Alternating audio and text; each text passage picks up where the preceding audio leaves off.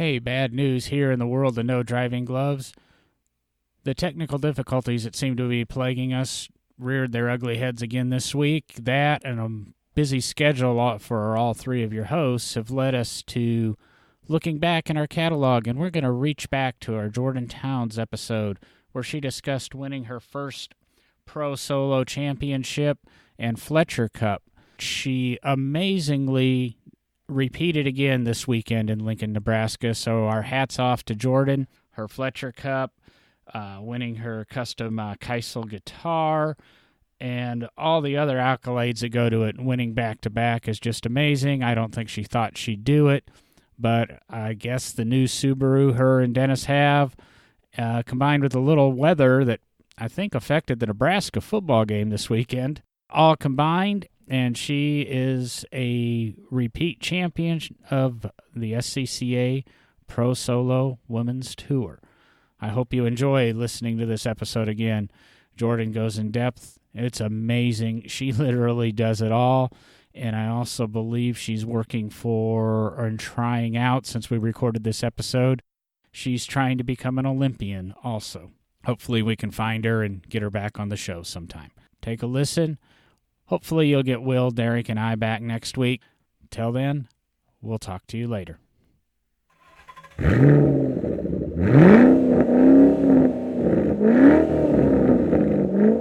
Get ready to ride along for another exciting episode of No Driving Gloves, where Derek, John, and Will use over 75 years combined industry knowledge to bring you a bare-knuckled view on the collector car hobby. So let's get rolling. Welcome, everybody, to another edition of No Driving Gloves. Today you just have John. This is the beginning of the interview shows that we've been speaking of. Today we're going to be joined by Jordan Towns. She's kind of a do-everything girl, in my opinion. I really respect her. I've known her for almost a decade. She autocrosses, and I don't know. I'm going to go ahead and probably let her tell you everything she does, because the list could go on almost for hours just with how she occupies her life. And this is somebody who's just beginning her life. I'm jealous. I'm 45, and I think she has it together more than I do. But Jordan, would you like to introduce yourself and maybe give a brief resume? Yeah, sure. So I have been autocrossing, which is how I know John, but I've been autocrossing, I believe, since 2006. So about 11 years. Yeah, I got my 10-year SCCA pin the other day, but autocross with the Sports Car Club of America. Started doing national events, I believe, in 2010, and most recently attended the Nationals Pro Solo finale and national championships in Lincoln, Nebraska. Other things I do, my actual career, I'm a veterinarian. I graduated from vet school in 2012, and I worked in general practice and emergency practice for about 5 years. And I just recently started a residency to become a veterinary clinical pathologist, which essentially means I try to do the advanced diagnostic tests, all the tests that you think of that, get sent out to an outside lab. That's we're the ones that staff that outside lab. So also working on a PhD. So I'll be doing some research in the next 5 to 6 years and trying to get that underway. And that's kind of my career path right now. Other things, I am a NRA certified pistol instructor, and I enjoy specifically teaching women how to shoot pistols, just because I feel like women, like the less intimidating atmosphere of having a female teacher, or at least some women do. So I like being able to facilitate that.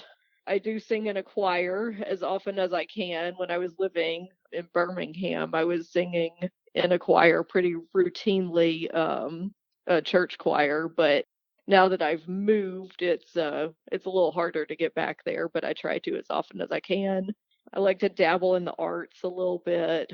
I actually went to the Alabama School of Fine Arts in visual arts, so that was a career path opportunity for me at some point, but then I decided it wasn't exactly the right thing, but I do still enjoy arts, and I'm also a fitness instructor.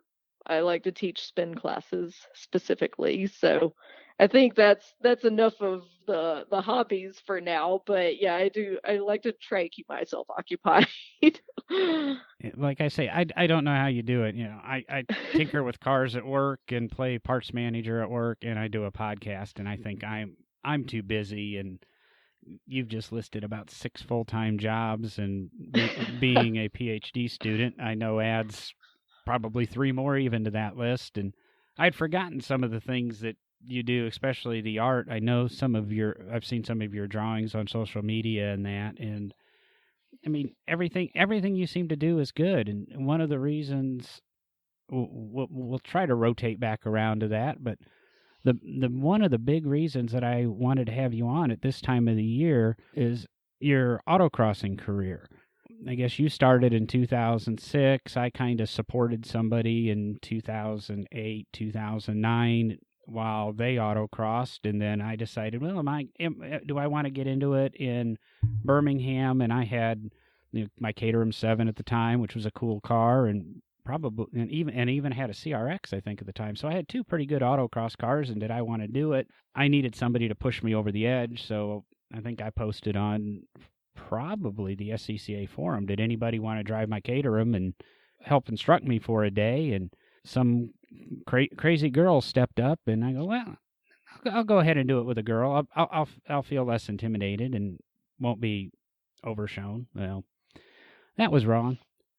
So we spent the day together and talked, and I think had a good time. I knew you were beyond my abilities when you complained about the rear fenders of the car being just a touch wider than the nose or a touch narrower, and caused you to clip some cones. And so, and I think shortly thereafter I exited the autocross scene, and we've just stayed in touch like a lot of people do on social media.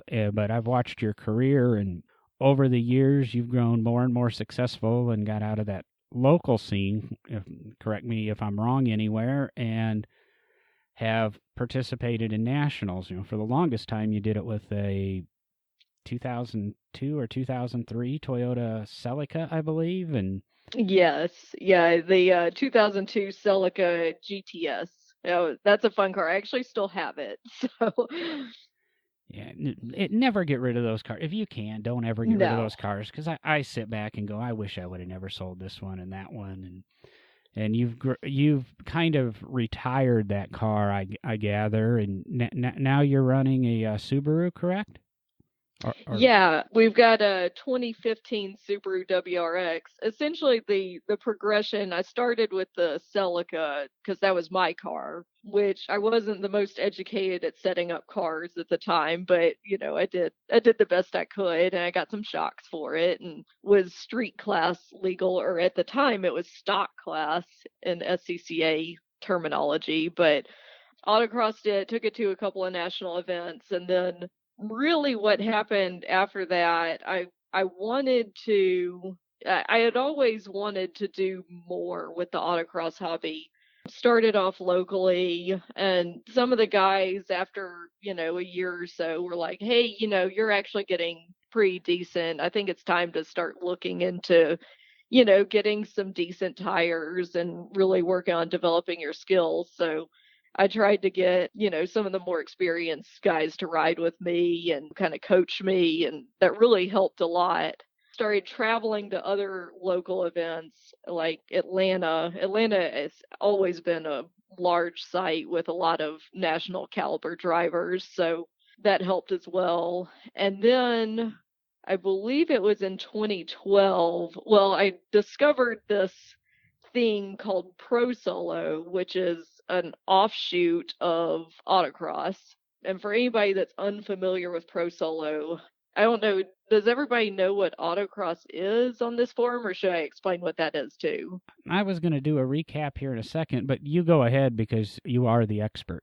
Okay, so autocross is essentially, it's cones set up as a course on a large area of pavement, which is usually a big parking lot or an airfield or something like that.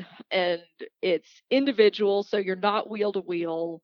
it's timed. And so everybody makes a few runs at the course and, tries to get the best time. And if you hit a cone, you're penalized 2 seconds. So it's pretty significant if you hit a cone.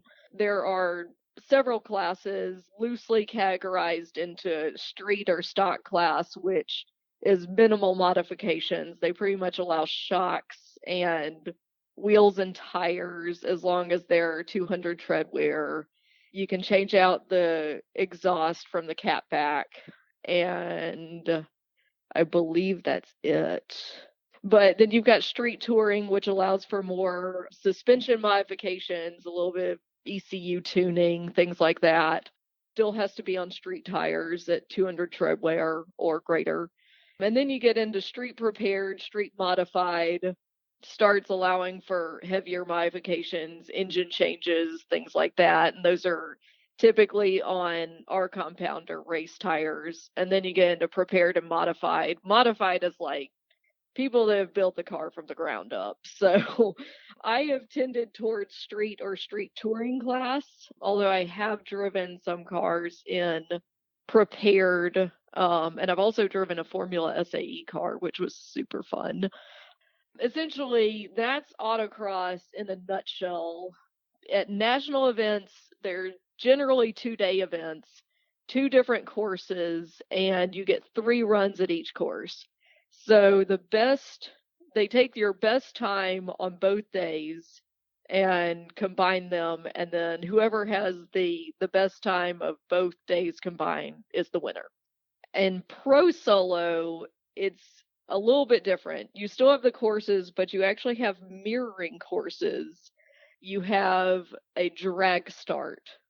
So you launch actually against another person, but you're never actually wheel to wheel. You're racing them on a mirroring course. Pretty awesome. So your reaction time is factored into the overall time. And so it's about getting a good start, getting a good launch, and driving the course well. You get 6 runs at each side, so a total of 12 runs over 2 days. The best time of both sides is added together, and that determines the winner. Based upon those results, there is then a tournament that occurs on the second day, and it's single elimination. 2 competitors go up at a time. You each run one course, you swap sides, you run the other course, and then it's essentially bracket racing. Whoever's closest to the time that they set during class competition is the winner. That actually is probably the most exciting part of autocross. Even as a spectator sport, people get really into it. It's really fun. Getting back to the original story, that is actually what intrigued me to go beyond what I had been doing. I had essentially been going to mostly local events and the occasional national event up to that point. And then a friend had tipped me off, hey, you should check out these pro solo events. At my first solo nationals in 2011, I had gotten there early enough to see the year-end pro solo event, because it's usually done the weekend before national championships. And I had gotten in early just to chill out and see the sights and kind of get a feel for nationals, which are in Lincoln, Nebraska. It's a huge event. It's actually the largest motorsports event participation wise in the world. And so I wanted to go up there and see what it was all about and have a few days to hang out before I actually had to compete. And I got there early enough to see the pro solo that happens the weekend before, and it was amazing. And so that next year I was like, I have to try to get to one of these events. Unfortunately, there's not many close to Alabama. So the closest one I found was Ohio. That's when I started looking for anybody in my local region or anybody that I knew that was actually going to this event so I could drive with them. That's when I found Dennis, who is now my boyfriend, but at the time he was just another guy who, autocrossed, and I had met him a few times, and he said, well, I'll be going. And he has a Mazda RX-8 that was in street touring X class. And so I said, well, I'll come up there and drive it, and, I'll see what this ProSolo thing's all about, and we'll kind of go from there. That was the start of, I mean, if it wasn't an addiction before, it was an addiction at that point. That was the most fun I've ever had in autocross. And we actually went a few times before because he lived, fairly close. So he's like, let's go to the drag strip and practice this whole start thing because you're going to want to know how to do this before you get there. And there are practice starts the day before the event, but I wasn't going to be able to get up there early enough to do that thanks to my work schedule. We went to a drag strip, took a few practice runs, and then that was the only seat time I had in the car at the time. And I went up to Ohio. It was actually in Toledo, Ohio in 2012. After my first set of runs, I was actually leading the class, which was like, I was ecstatic. I did not end up winning. After the next, you get 4 sets of runs, and then the afternoon you get another 4, and then Sunday morning you get your last 4. And I was ultimately overtaken by some really awesome drivers. And I ended up, I think, 4th out of like 12. I was hooked. It was over at that point, and ProSolo has become a really big thing. Now we essentially plan our entire national schedule around the ProSolos just to try to get experience, and also in order to qualify for the finale at the end of the year, you have to have a certain number of points. So, we try and make sure, prioritize those events and get the number of points because it's too much fun and you don't want to miss out on the year-end event. So that's how that happened. Kind of a gentle progression from 2006 to all of a sudden the radical change. It's kind of, I've always, and excuse the analogy, but I've always, compared racing to cocaine, except cocaine might be cheaper. It might be. It's one of the nice things about autocross. Like I said, I let you describe it, because I would have kind of said it's basically we set up some traffic cones in a parking lot, and it's an obstacle course, and you try to drive through them as fast as you can. You have, went much more detailed. When you go from that, I'm going to touch back and kind of pull away from your career, but autocross, and we're talking about racing. Autocross is all about car control and handling the car. I spend my days at a big 2.38 mile racetrack, and you see all kinds of things there. To me, autocross is an excellent sport or hobby to get into, where you can hang out with some really good people once a month on a Saturday or Sunday, maybe both. And correct me if I'm wrong, Jordan, but I've always said for less than $1,000 a year, provided you have a reasonable car, I would even say my Hyundai Veloster would work. And that's just basically to buy you a set of tires for the year and maybe a set of brakes. You can go out there, you can hang out with some really good people, and you learn to drive better. And any time that you learn to drive better makes you safer on the road. So even if you're not a racer, autocross is an excellent place to help your daily education as a driver. And it's also a great stepping stone if you want to get onto what I call the big track, or you get into road racing and stuff. Everybody progresses different. Some people autocross forever. Some people always think, oh, I want to get on that bigger track. But to me, autocross teaches you all those fine car control moves that you need on the big track. Might save you a car, because on autocross you really can't crash into anything. On a big track, you can hit guardrail or something and destroy your car, and it will make you a better road racer in the long run. So it's just kind of a perfect, enjoyable sport. I think if you fly fish, you spend more than $1,000 a year. With guns, you're going to spend $1,000 a year on bullets. So no matter what your no matter what your hobby is, you're going to spend some money. So why not have a hobby that, again, gets you out? You spend a day with people a couple of times a year, and actually makes you safer for you and your family and everybody else out there. Am I wrong with that analogy? Oh, no, absolutely. As far as just, and there are plenty of people that just stick with the local level and they come out on Sunday and, they have fun with their car and they have fun with other people with, a similar interest. And it usually is just a great group of people, like people just looking to have fun, get some seat time in a car and be able to drive at the limit.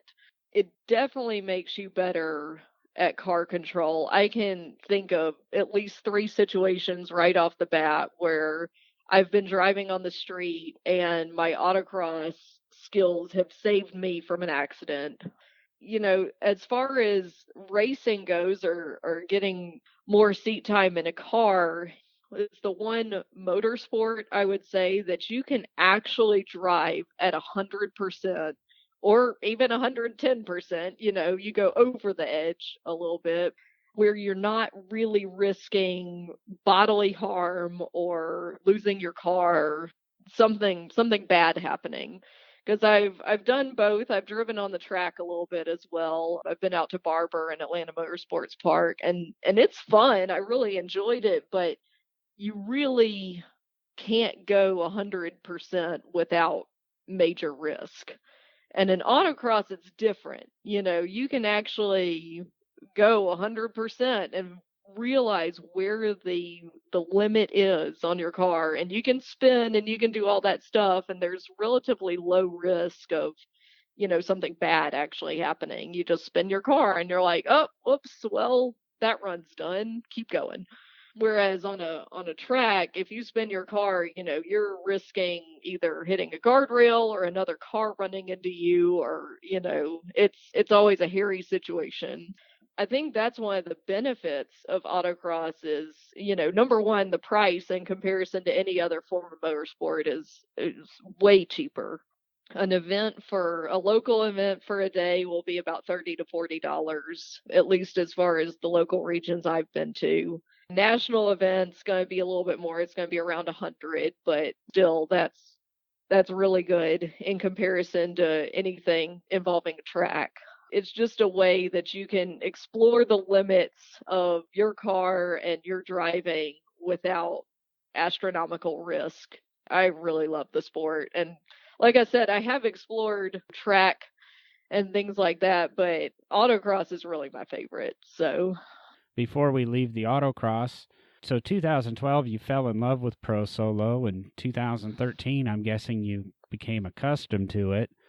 And then was it 2014 where you began to kind of prove you knew what you were doing, or did that actually push into take to 15 till you got there? yeah, that's an interesting story there. So 2012 was my first pro solo, and then 2013 I think was my first full pro solo schedule, because Dennis and I at that point had decided, okay, let's make this a thing, let's make this a priority. We're going to run a full pro solo schedule and we're going to try to qualify for the finale and for year-end points awards and things like that. I did a few events that year.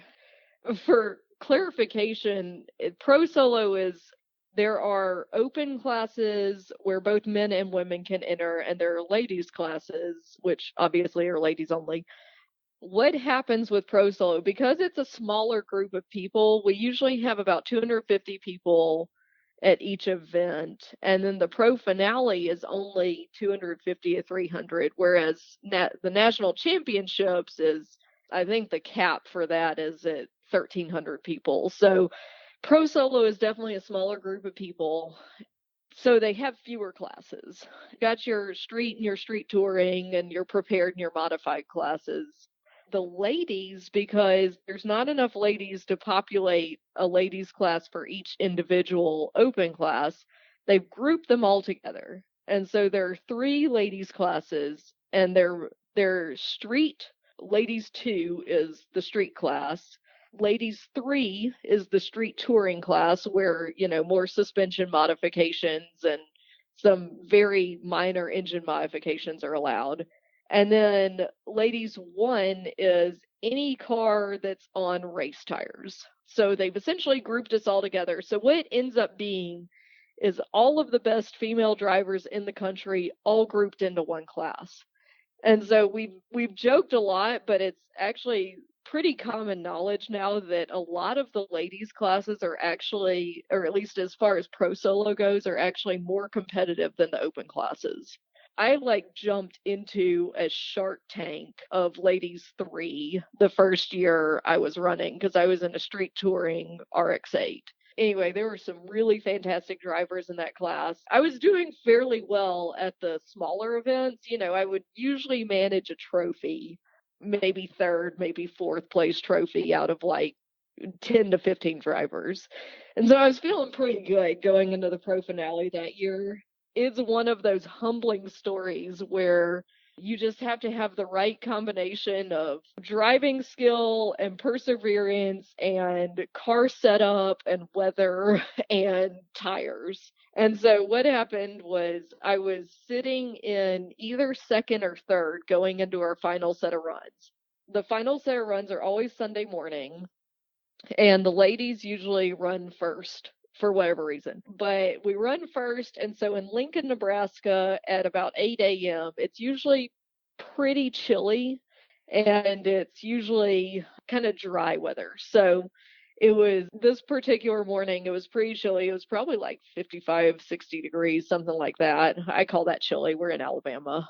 There was a certain tire that year that did much better in cold weather than the ones that we were on.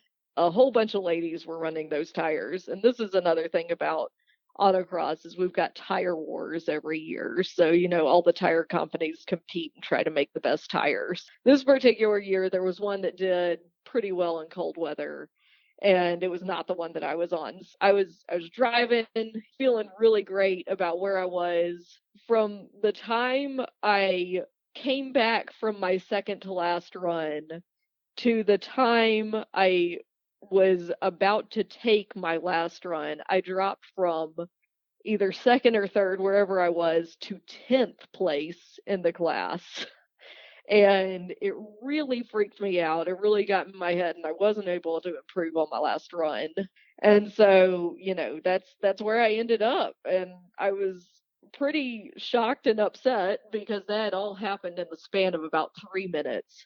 I had decided, we're not going to do that again. We're going to be ready for this the next time. And it has been a progression over the past 4 years since that happened. The next year, there were some cars that got classed into street touring along with the RX-8. I don't know if y'all remember, but the twins, the Toyota FRS and the Subaru BRZ came out, and they had classed those into Street Touring X, which kind of ended up becoming the car to have in that class. We ended up, well, Dennis sold the car, and we ended up actually racing my Celica for half of that year, which was super fun. Dennis was able to set that one up. I mean, I had the shocks and stuff, and we took it out to a few events, and he's kind of my setup guru. He set it up where it worked pretty well out on course, and we drove it that year. That year ended up being a little bit of a mixed bag because I was at a job that took up a lot of my time. So I wasn't really able to, I feel, advance my skills at all as far as 2014 goes. And then 2015 is when it really got real. We got the Subaru WRX, which we've had now for 3 years. And we just got super serious at that point. It's an excellent car for pro solo because it's all-wheel drive. You get the launch off the line. It's just super fun. And 2015, I managed to I had a decent number of points. I can't remember. I don't think I was blowing anybody away at that point, but we had like a first and a couple of seconds or thirds or something like that. And we went to the pro finale, and I did end up winning the finale that year, and I won the overall points championship, which was the first one. And then, at that point, that's when things kind of took off. That's when we were like, all right, this is a real thing now. Let's continue to improve the driving skill. Let's get good at this. And the next year, I was able to do it again. The thing that eluded me was the tournaments, which they call the challenges. So we had talked about there's the tournaments on day 2. They're called challenges. So there's the ladies challenge and there's the super challenge, which is for the open classes. Up until that point, I either rarely made the challenges, or if I made them, I usually got knocked out in the first round. It's really kind of silly, but the winner of the ladies challenge, I mean, the winner of the super and the ladies challenge both get hats, and it's got the logo on it, and then on the back it says what event it was, and ladies challenge winner or super challenge winner. I'm just gonna be super girly for a second. The ladies' hats were pink and they were adorable, and I really wanted one. Um, so I set that as a goal. I was like, all right, we're gonna have to win a ladies' challenge at some point. Once I had won a year-end overall championship, I was like, all right, next step is the ladies' challenge for sure. And that takes a lot of work. You actually have to, it's occasionally people get lucky and go out there and win their first challenge or whatever, but it's very rare. And most people spend time going out, getting knocked out in the first or the second round for years and years and years. You just have to get that experience at being able to go out and put down a consistent fast run on with one run, because that's what it is. You go out, you take one run, you swap sides, you take one run on the other side, and that's what determines who moves on. They just require being very consistent, a lot of practice, essentially, and also working the bugs out, because you have to get used to things like if you leave too early and you red light, you're out. If you hit a cone, you're probably out. So you got to be fast, you got to be clean, you got to be consistent. And it just takes a lot of practice to get there. I think the first challenge I won was in late 2016. And to my shock, they had changed the hats for that year. And they were no longer the pink hats. And I was very upset about it, even though I had just won. So I couldn't be that upset. I told the higher ups that I really wanted to see a return of the pink hat. And they just kind of laughed and, were like, okay, whatever. I won 2 challenges that year, and then the year-end event has a challenge, and they add up the points. So depending on how you place on each of the challenges, there's an overall point system, and then an overall challenge points winner at the end of the year as well. So I ended up second that year by 1 point, because I got knocked out of the final challenge I think I came in third. I got knocked out in the semifinals round. All right, now we got our next goal. But this year they actually brought back the pink hats. So obviously I had to win one. And I won 2 challenges this year. And then we had the year-end finale. That was very exciting. We had 16 ladies in the challenge, so there were 4 rounds, and each round just got progressively more difficult. The third round, I was up against another very accomplished driver in a great car that she drives very consistently. It was just a heads up round. Nobody coned, nobody red light, nobody had a red light. There was going to be no easy outs from that one. I managed to get her by like 0.2 of a second. I mean, it was super close. Moved on from that round, and then just had to watch to see who I'd be facing in the finale, or in the final round.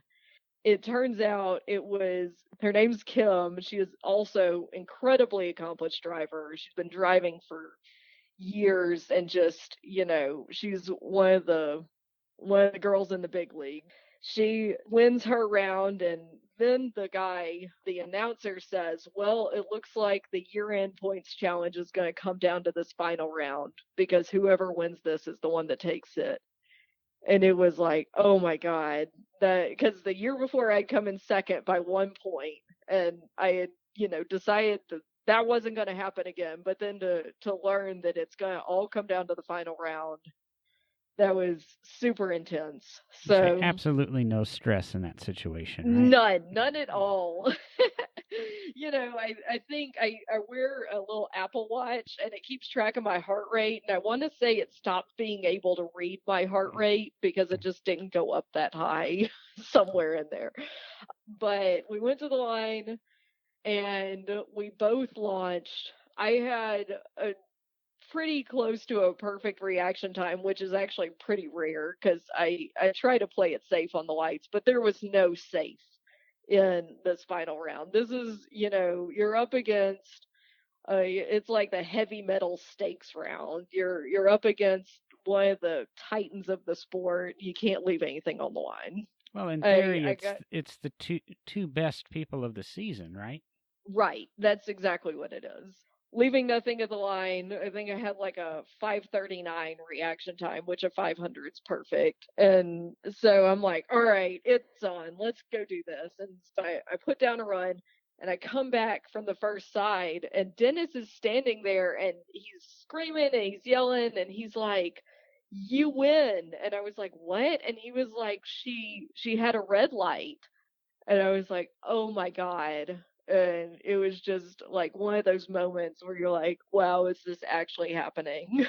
So that was about 2 weeks ago at this point, I think. And the official name for the points challenge winner, you win the Fletcher Cup, because there was a woman with the last name of Fletcher, and she was implemental in getting the ladies classes, to where they are now, and especially the pro solo classes. So they named the award after her, and she was actually there to present it. And we actually are friends on Facebook, so she had been keeping up with my stuff during the year and all kinds of things. So she's really nice, and it was just a really great experience all around. So super exciting. So you end up winning the Fletcher Cup, which, like you've said, is kind of the ladies' championship of that. So within five years, it took you to potentially from a newcomer to being on the top of the sport and achieving one of your goals as a pro solo participant. Then was it a couple of days later, while not the ultimate goal, in your nice, busy, relaxed life, you then trophied, I believe it was, in the overall competition or the. Yes, yeah. So, that's always the pro finale is always the weekend before national championships. So that was opening weekend. So the next goal, which I had set for myself, was that I wanted to trophy in an open class at national championships. So, and I'd actually been running open class for the last 3 years. Yeah, I started in 2015. This was my third year running an open class. The trophy had eluded me up to this point. The first year was actually by some bad luck when we were running before I got a chance to take my first run. And as is typical with Lincoln, there are sudden weather changes and monsoons that occur. So the first 15 drivers in our class got dry runs, and then the skies opened up and everyone else had totally wet runs. Really, there was no particular chance at a trophy that year, which I don't know if I would have gotten one anyway because the competition was very stiff. It was just one of those bad luck things. I was really upset day one when I saw the rain coming down and knew that I wasn't going to get a chance at a dry run.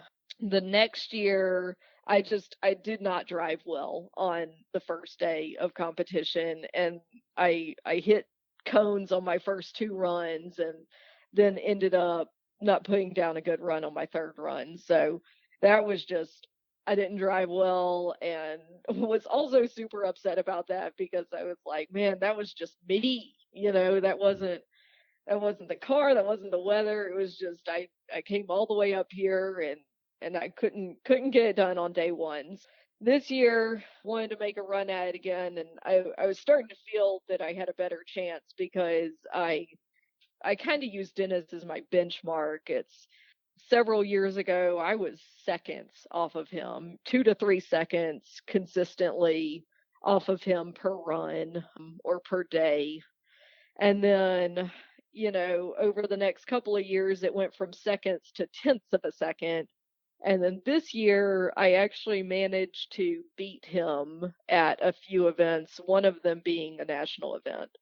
With Dennis, actually, Dennis is the reigning national champion, or he was the national champion in our class in 2016. So, I was feeling like, well, if I can on good days be able to beat the reigning national champion, then I should have a pretty good chance at a trophy.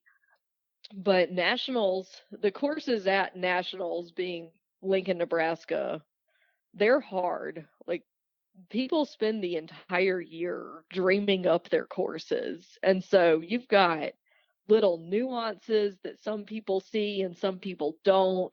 You've got high speed sections that's really just, do you have the intestinal fortitude to be able to put your foot to the floor and hold it there and see if it sticks? There's just all kinds of room for subtle mistakes that can cost you astronomical amounts of time. So the courses at nationals are a different animal from any other courses that we see all year. But I was still feeling pretty good that I had a chance at a trophy. So first day, and we actually had the third largest class at nationals. So we had 59 or 58 or 59 competitors in our class. And so they awarded trophies out to the 16th spot, which, some people don't like, but I actually think it's a pretty good benchmark, because you either get a little trophy for, anything beyond the podium that's still a trophy spot, or you get a big trophy if you get on the podium, or you get the biggest trophy if you win. I think it's a pretty good system. Some people kind of make fun of how many trophies there are, but I think it actually works pretty well, because essentially the top 15% that in the class end up getting a trophy. And that's a pretty good takeaway. So anyway, after day one, I had put down some pretty good runs. It was actually the closest I'd ever been to Dennis on, I was only a few tenths off of his time. There was a little bit of course dependency in our class. So some cars, like in our class, we've got the WRX, but we've also got the FRS and the BRZ. And then we've got the Camaro 2.0 liter. And that ended up being the car to have on that course, because it was a course that had a lot of sweepers and a lot of high speed elements that we would have actually had to shift to third to be able, but he didn't have to. His rev limiter goes up to 67 miles an hour in second, and ours only goes up to 59. So it was those, elements where it's not really worth it to shift because you're not there long enough, but he can hold the speed without having to shift. His car ended up being the car to have for that course. The FRS and the BRZ actually did really well on that course too. And it was a challenge in a Subaru, just because it doesn't really like to do sweepery things that much. It likes transitions, and it likes digs out of low speed into, higher speed zones. Dennis was sitting in fifth or sixth after day one, and I was in literally the last trophy spot in 16th place. It was the best I'd ever done after a day one, so I was pretty happy with it. Going into day two, that course was more transitional. It had a lot of slaloms. It had a lot of tight turns that got you into low speed zones, so you had to, be able to accelerate quickly, things like that. It was looking like it was going to be more favorable for our car. We went out on day two. Dennis put down a pretty good first run. I think it was actually the fastest time that was had up until that point. I went out and I was actually really disappointed with my first run, because when I came back, I was almost a second slower than him. And I was like, man, what is happening? And turns out I was driving too aggressively. I always think, oh, I'm a woman, I have to be more aggressive to be like the guys. And turns out in this situation, no, that was actually not the problem. Dennis and I do have a data system in the car, so we were able to look at it and kind of get a feel for where I was losing time. But he went out on his second run, he wasn't any faster. I went out on my second run. I thought the run felt pretty good, made a few mistakes, but I was like, oh, surely this is faster than my last one. It turns out it was only a tenth of a second faster. And I was like, man, I am not driving good today. I don't know what's going on. I was out of the trophies. I had almost given up at that point. I was like, man, I just don't have it today. That's just going to be the story. Well, third runs come around and Dennis went out and put down this flyer of a run. It was ridiculous. He dropped over a second from his second run, which he was already sitting pretty decently in the trophies with his, first runs. But he went out and just put down this ridiculous time. And then he comes back and I'm just celebrating. And then I was like, being that I'm usually either, beating him by a few tenths of a second or at the very least only a few tenths of the second off of him, surely I can go out there and just put down an 80% run and get within a second of his time. So that should not be a problem. And it was actually that mentality that I needed to calm down and just go out and drive well as opposed to trying to drive super aggressive. So I went out and I took my last run and I was aggressive in the transitional stuff. And then around the tight turns and the sweepers, I just took it easy. I 80%ed it. When I came back, I had dropped over a second from my original time, and that was enough to put me actually in the 13th place trophy spot. That is how the results would stand, and I managed to get an open class trophy this year, and it was excellent. So, goal accomplished. I felt like I did learn a lot at that particular, especially on that course. Just a lot of learning to be done. And, luckily I got to take home a trophy out of it. And when you're talking at that event, picking up a second a run, a tenth of a second a run, you were looking at times in the high 50, 60 seconds. So a second is a significant amount of or time when you're looking at what you said, 59 entrants and say 60 seconds to do a lap or a course to do the course. And a second is, like I said, a significant amount. Am I not wrong in that? Yeah. When Yeah. you're dealing with tenths and hundredths of a second, I think between the places.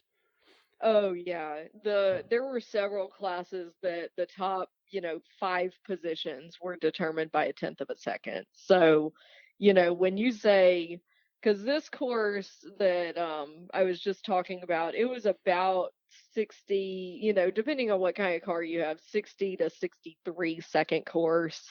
And at that point, like Dennis had run a 62.6. And then on his third run, he came back with a 61.5, which is astronomical. And that was good enough to put him in second. The guy that had the Camaro, he's a really good driver, but he just had too much of a lead from day one for Dennis to be able to make it up on day two. But I mean, really, that was a flyer of a run. I looked at that and I was actually sitting on a 63.7. So I looked at a 61.5 that Dennis had just run and I was like, man, surely I can get into the 62s. Like without, like this shouldn't be that much of an effort to get into the 62s. And so that was the mentality I needed, honestly. So I ended up with a 62.8. And so that was good enough. But yeah, it's, when you're talking dropping a second, I mean, even dropping half a second is pretty huge. So, dropping a second is just like almost unheard of when you get into second and third runs. And there it was. So And you seem to have such a good, I want to say good attitude about it. Again, in 5 years, you've managed to hit these career goals, and again, as I say, you seem to be so much more accomplished at your young age compared to good old elderly me. And that I can't even see 5 years ahead to pay off a car loan, and you're racing cars for 3 years and setting these goals in. And I know discussing the interview in advance over text message, you have this knack that to look at everything very positively. Even the Camaro that Dennis had trouble with, and you said was the car to beat. That car was a driving force for both of you. And instead of looking at it and complaining and you know bitching about, oh, it doesn't have to shift and we've got to shift this extra time. I'm assuming some of the FRSs and that might have even been flappy paddle gearboxes, which might aid them in a higher speed course like that. I don't know if that's true or not. You guys were able to look at it as just a goal and a thing to improve upon, and this is the equipment you have, and you're not gonna make excuses. You're gonna face the music and do the best with what you have. And did Dennis finish second, and you finished 13th? In a group of 60 people, when you had thought that the day was over, and he probably I don't know where he was before he did that additional second run, but he probably bottom of the tens, and maybe even the teens. Yeah, So yeah, he was off the podium for sure. I can't remember exactly where, but like seventh or something like that. I guess it's that never give up. And like I said, you and then you talked about the next year and the next year, these small little goals, and taking these baby steps to get across the room. Yeah, absolutely. And, going back to that's something that I really think has helped us. Like, number one is just all about attitude.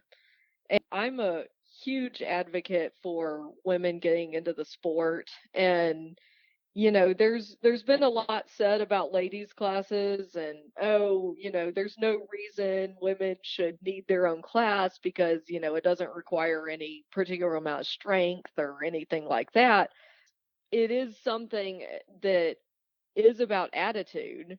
And I think that actually helps is, having the ladies classes, I think it helps improve the attitude, having other women around you that are, supportive and like-minded. And, it's just it's kind of a camaraderie thing. I'm But sure. you will Go ahead. classically see, yeah, you will classically I mean, there are classes where the women are running times fairly close to the open class, but at the same time they're not. And I've always wanted to figure out why that is. And I honestly think it all comes down to the mentality. People will rise to the occasion that they are presented with. You are up against, say 5 to 10 women in a ladies class versus 60 people in an open class. Necessity to get out there and get it done is not always there unless you've got, like in the pro solo ladies classes, 10 national champions all running together. So, you end up having to rise to the occasion, and you get uh very competitive with that. And it just all becomes about mentality. So it's all things being equal, people will rise to the occasion that they are given. And that is what we were also dealing with the car. As far as the Camaro goes, it was like I said, it was the car to have on that course. That doesn't mean, you give up. He can have a bad day. He can, hit a cone on his fastest run. Like all kinds of things can happen. It's not just about the car. It's about everything. It's about the whole package.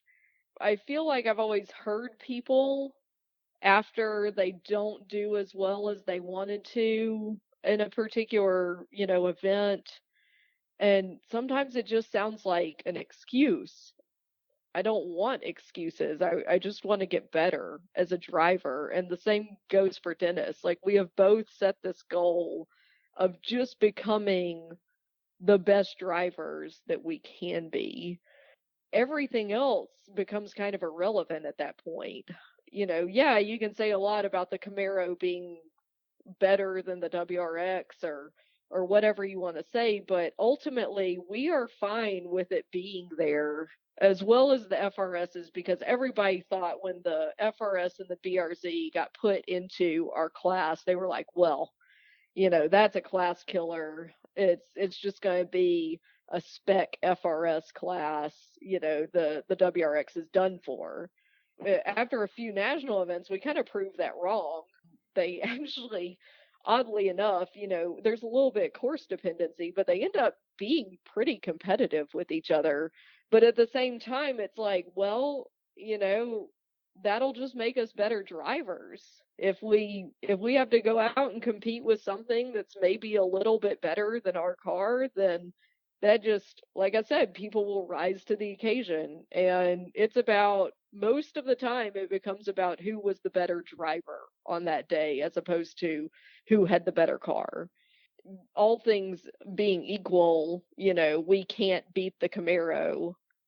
It's okay because we are being driven to try to, and that's what makes us better. And so now that Dennis, because for a while, Dennis's first national championship was last year in 2016. And so that was kind of a plaguing monkey on his back until that point. So he won that last year, and that was huge. And then this year, or at least the past 3 years, I've been trying to get this open class national trophy. And now that's kind of a goal we've achieved, we both have our most immediate monkeys off our back. And so it kind of opens up our opportunity to just compete and try to get better and try to improve our skills, until the next challenge comes along. And I know we've talked about this, but my ultimate goal is to be a national champion in an open class.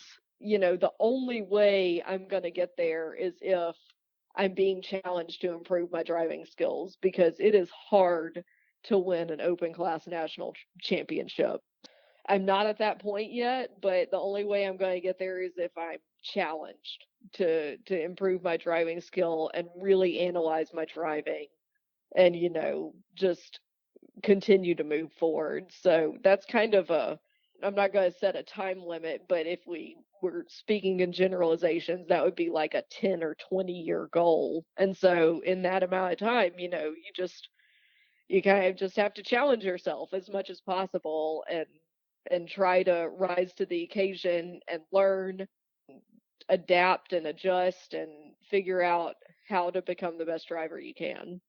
And so that's where we are, no excuses, no, oh, this car's better than mine or anything like that. You're not going to change if you're not challenged. And that's kind of what's been driving me and Dennis ever since day one. Just having a good attitude about it. Ultimately it's about having fun.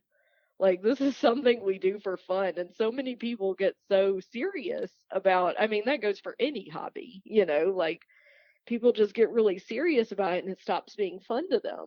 And, Dennis and I, we like to try to keep the attitude going. I think that's what's made us so resilient as far as, like, oh, final runs, we've got to be able to put down this best one. If you make it into a thing, if you make it into a stressful pressure situation, you're more likely to make mistakes. Whereas we play music and grid and we dance around and we just try to have fun with it. And I think it reminds you of the overall reason you're there. It's to have fun, and it kind of decreases all the pressure and it lets you be able to go out and, make a run that you need in a pressure situation, because you haven't psyched yourself out, essentially. You're still having fun, you still have a good attitude. So it's pretty much the tenet of nationals, I think.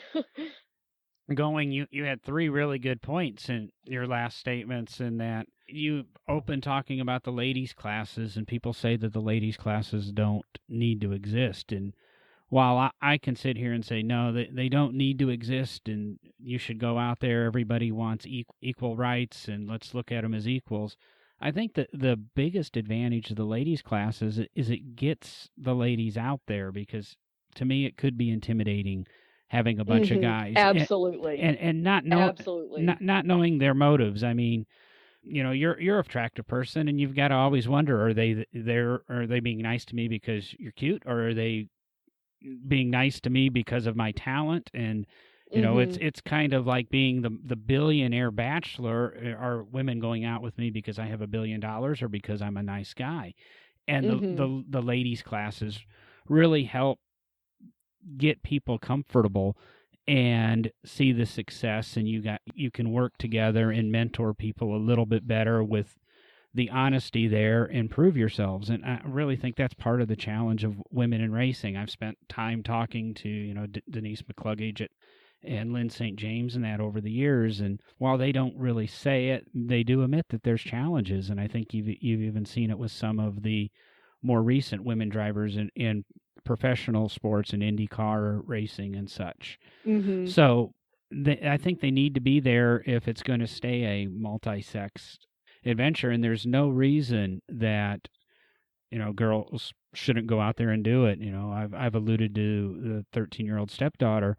If she wanted to go out there and start autocrossing, you'd be one of the first people I'd call, because she would be much more comfortable with you. It's the same, and like you said with the guns, if she wanted to start learning to shoot, if you were a little bit closer, you would be somebody I would give a call to, because she's not going to take well to an overbearing, and I don't mean to be mean or insulting, but an overbearing Marine or a police officer or somebody teaching her. She's going to feel intimidated, where somebody's nice and seems to see the same things and relate to the same things.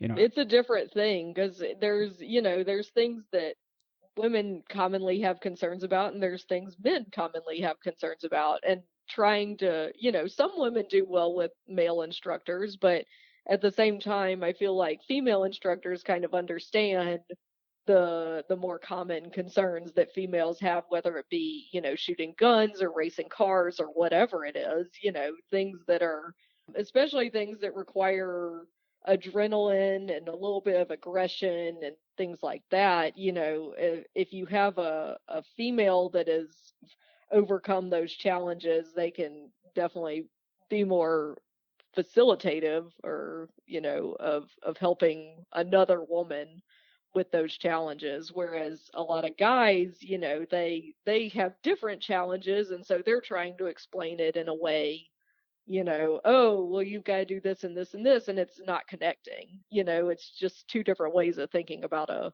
problem. I totally support the ladies classes.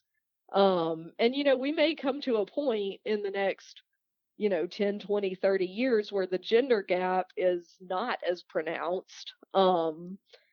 Especially since the way that children are raised is being looked at. On my social media all the time, I see, even though I don't have children of my own, I see a lot of articles about not gender biasing children and things like that. And you're like, wow, that's an interesting thing. And I'll read it just out of intellectual curiosity. But I think we are trending in a way that there's not going to be so much biasing between girls and boys, and them developing into men and women. It's going to be a little more, equal. So, in 10, 20, 30 years, we may not be in a situation where we need ladies classes anymore. But I've always thought, if we got to that point, they would just end up phasing themselves out. We don't have to actively work on that. And for right now, they are definitely important in what we have. It's the way I've met all the other ladies that I race against, and we're all like-minded and we all enjoy the same thing. And it's like a little community, and we support each other, and it's really just camaraderie, mentorship, all those good things that come into it. SCCA now is actually working on kind of a women's initiative to figure out, how can we attract more women to the sport, because it is a male dominated sport. So, and a lot of women just don't know about it, honestly. A lot of women end up there because the boyfriend or significant other or their spouse told them about it and, dragged them out there with them or something. I got into it, a male friend of mine had told me about it, but I went out there on my own. But that's some women, but it's not all of them. And it's hard for women to get into the sport because even if they know about it, there's still all those questions of, oh, well, am I going to be patronized? Am I going to be, hit on? Like, what's going to happen when I go out there? Am I going to get made fun of if I do something not within the realm of what people normally do, all those questions. And with the ladies' classes, you don't really have to worry about that so much. You got other women and you can kind of confide in them and be like, hey, will you come ride with me? And then, we just, it's kind of like, we can just help each other. The women's initiative that they're getting together is actually going to be, hopefully in the next year or two, kind of a national thing. And there may be some women's only autocross schools and things like that. So, that would be pretty awesome, I think. But just, an interesting thing to look at and watch for in the future. I'm taking that as you're saying a year or two off because you want to be an instructor, and by then maybe your doctorate will be out of the way, or your and you can be an instructor. Oh man, at some point something in your schedule has to give. I mean, we've chatted an hour and 10 minutes or so about autocrossing and that, and never even touched on some of the other kind of fascinating things you do. Of course, this is a collector car focused or a car focused podcast, so I think you've provided a good insight into some of the excitement you've had, especially in the last 5 years of your ProSolo development, and a little bit about the autocross and the SCCA. And hopefully some of our listeners, if they haven't tried it, will go ahead and Google and find out where their local SCCA chapter is and maybe cruise on out and hopefully something that's a little bit sporty. SUVs don't autocross well, I guess. Now we're in the world of Evokes and Trackhawks and Durango SRTs, and don't know how those are going to pan out over the future. But I really enjoyed doing it, but it's just, again, I get into things and I'm guilty of the problem you were stating, is that I get a hobby, and then to get my hobby better, I start to get more and more and more serious about it. And it happens with my woodworking. It happens with my cigar hobby. And I'm almost getting into it with my podcasting hobby. This is supposed to be a hobby, but I keep getting too serious on it. And Will and Derek kind of keep me in check that, hey, you've got to enjoy this. And it's supposed to be a getaway. And it gets me talking to people. So you're even a good reminder on that. And in typical, I want to say, no driving gloves fashion, we're about 8 or 9 minutes beyond where you brought it up. We always rotate back around to something said in the beginning, and you were talking about, basically you and Dennis, and focusing on improving the driver and the car control, and that all becomes very important in autocross because, as you said, when you were going over the rules, if you hit a cone, knock it out of its box, knock it over, it's 2 seconds. So if the person in that seat isn't good, your run's no good.